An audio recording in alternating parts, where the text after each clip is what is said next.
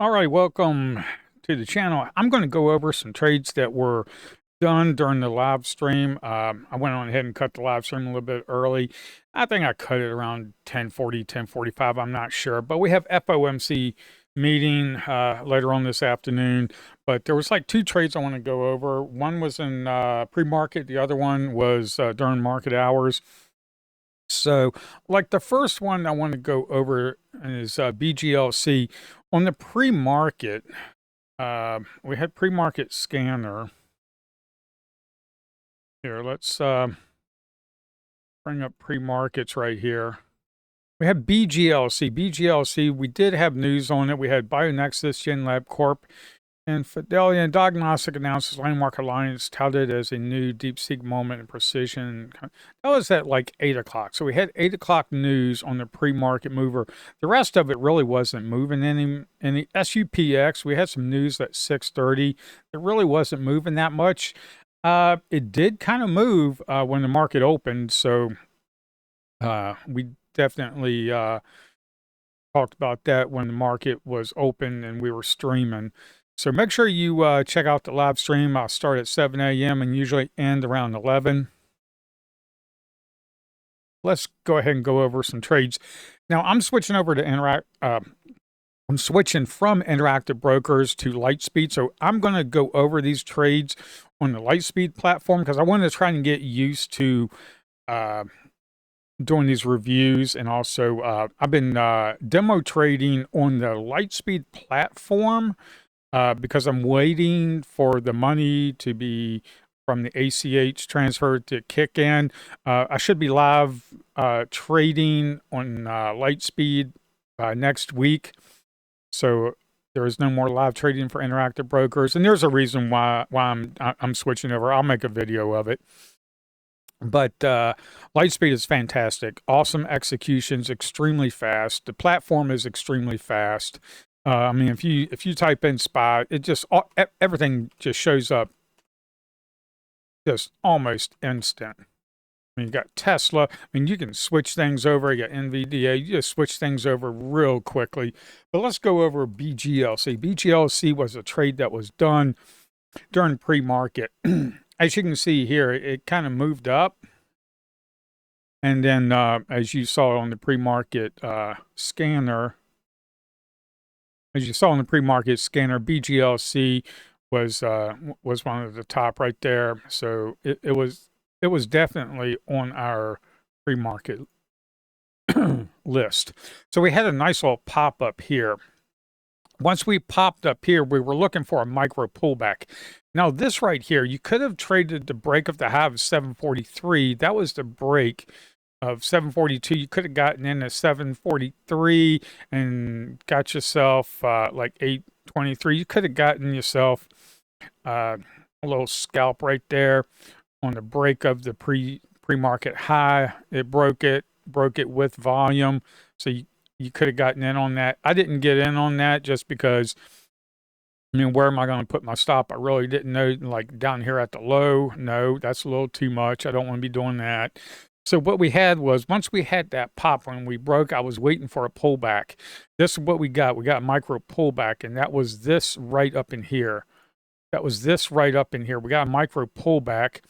And what we're looking for is the micro pullback. That micro pullback didn't even pull back half the candle right there. We have the non-EMA that is definitely sloping up. It was moving up. So what I can do is go in on the break of this right here, break of that candle. We had a pullback, get in on the break of that candle right there, which was a high. Here, the break of that candle, which is a high of 766, 764, get in on like 765.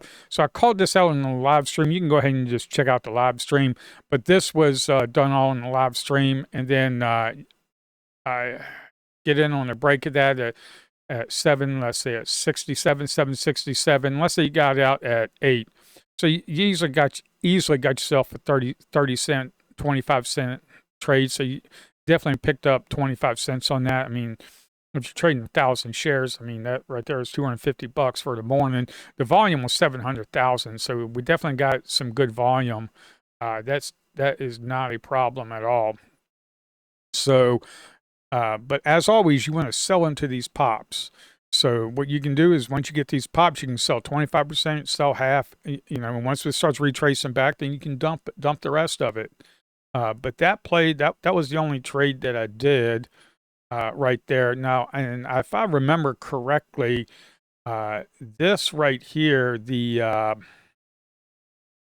remember correctly, the pullback to the non-EMA, I called that like, hey, it could pull back to non-EMA. That might be good entry. You could pull back to non-EMA and then maybe put your stop there at 741 and you get in at 751. You got a 10-cent stop and you definitely made 790. So let's say your entry's 755. Let's say get out at 790. I mean, still 30 cents. Maybe get yourself another 25, 30-cent move. That's pretty nice. I've been working on these pullbacks when we get an extension away from the non-EMA like we did here, a pullback, and you can get in if you have a decent stop, which is right here. Also, I'm looking at the ATR. This is ATR-1. This is 1 minute 14 period. And I'm redoing the logic on that. I'm going to have it so where all of them have ATR, not just the ones that are making 5-minute higher highs and higher lows, but all of them are going to have the ATR so you can know what the average true range is. So if you're looking at this and you got an average true range of like whatever it is, let's say it's 25 cents, then you can put your stop or your entry and then put your stop at like 25, 30-cent stop because you know what the ATR is. But I'm still looking into that, writing the logic for that. But that was the only trade in pre-market was BGLC. So after market, there was something that popped up on RVOL movers. That was XBP. XBP popped up. Now, as you can see here in the pre-market, it didn't do anything. But when the market opened up, guess what happened? We started moving up, and look what happened. We got halted right there. So we got halted right at 747, and we got halted. Then we got unhalted at 752. So we had a 5-minute halt as usual. The first halt, it's like 5 minutes. But right here, we had a large volume right here, and then large volume started kicking in. So it popped up on the RVOL movers right here in RVOL movers. It popped up with large volume. So if you look at this candle right here, that volume right there is 2.3 million. If you look up here on the top left, it was 2.3 million.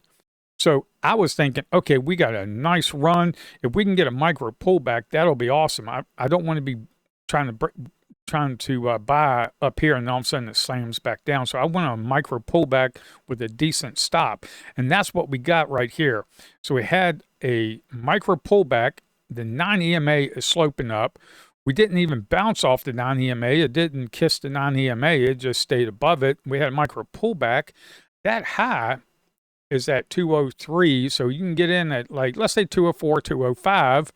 And then maybe you want to get in on the break at 210. You got yourself 5 cents. Let's say you get in about half your position here. You get in here at 210. You do about another half. You're in your full position. Let's say you're doing 1,000 shares. 500 shares there. Once you get the break of that, 205, and once you get a break of 210, like 211, 212, you can go ahead and jump in. And then maybe, let's say you're trading with 1,000 shares. You jump in, you got your cost average around 202, 203. It comes up here to 219. Maybe you got out at 220. You get yourself about 10, 15 cents. Now, 10, 15 cents may not sound a lot, but when you're trading 1,000 shares, 10 cents, 15 cents, that's $150. Let's say you want to trade more than that, because look at the volume, 2.8 million. I mean, if you want to trade big and go in on 20,000, make yourself quite a bit of money on that trade. But that's what you're looking for. And we popped up on RVOL. We moved up. We got a micro pullback. The stop is down here at 191, entry at 204. So you got yourself a nice 15-cent stop, and we easily had a 20-cent mover. And even moved up even further. If you got in down here, take a little profit up here, we pulled back. We had another pullback. You could have even gotten in on the break of that and rode it up even more and just added to the trade. So I did not do that. I just did this right here and just went on about the day because I wanted to trade light today. And why am I trading light? Because FOMC meeting, I do not, on the day of the FOMC, I might not trade at all. And if I do, it's very light. And that's what I did. Pre-market was pretty decent, but during market hours, trade light. But I couldn't not get into this because it was such a nice setup. And of course, we had other setups too. We had SUPX that was good, and the rest of them, they were kind of like mid. They really didn't do anything. SUPX, I think, set up on some trades, but I really didn't trade it. I think I was looking at something else, and then I called out like, "Hey, SUPX is moving. It did make a move, and you could have gotten in on that move." Like right here, you could have gotten in. It's making higher highs, higher lows. Once the EMA started sloping upwards, you can get in, let's say around 955. 955, we could have gotten in on around 955, right around in here. You had a little run, you had a pullback to the non-EMA.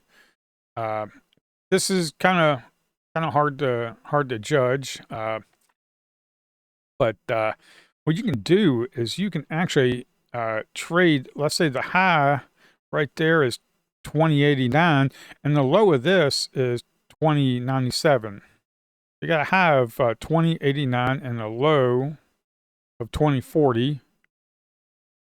So you can get in on the break of that 5-minute candle right there, which is a high of 2089, and put your stop down where below that wick right there of this candle.